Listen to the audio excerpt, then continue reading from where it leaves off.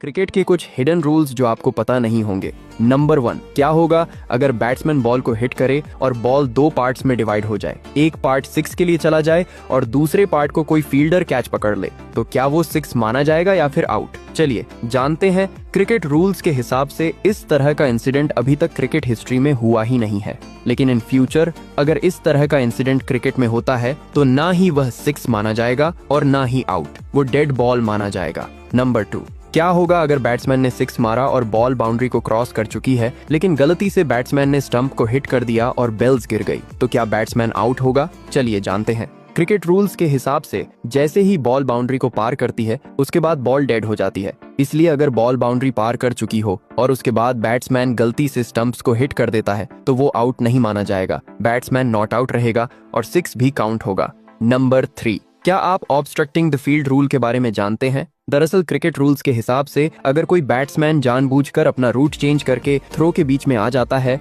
या किसी फील्डर को रन आउट करने से रोकने की कोशिश करता है तो वो batsman obstructing the field rules के हिसाब से आउट माना जाता है।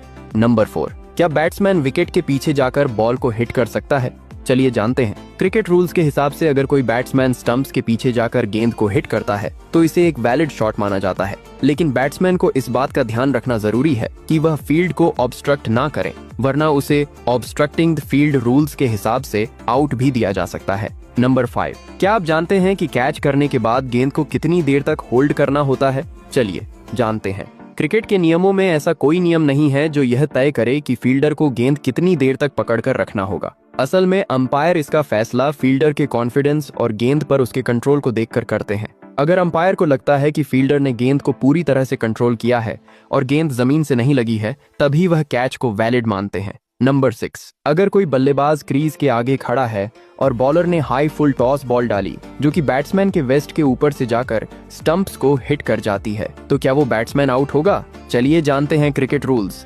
41 के हिसाब से इससे कोई फर्क नहीं पड़ता कि बैट्समैन क्रीज के बाहर है या अंदर, अगर वो सीधा खड़ा है और बॉल उसके वेस्ट से ऊपर है तो वो नो बॉल मानी जाएगी।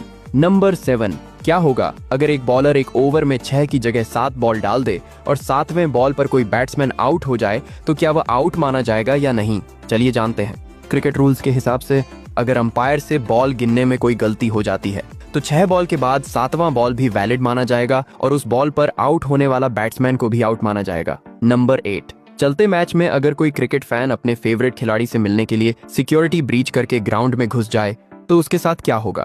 चलिए जानते हैं। क्रिकेट रूल्स के हिसाब से अगर कोई फैन इस तरह से सिक्योरिटी ब्रीच करता है तो उसे तुरंत स्टेडियम के बाहर निकाल दिया जाता है। उस पर बोर्ड या वेन्यू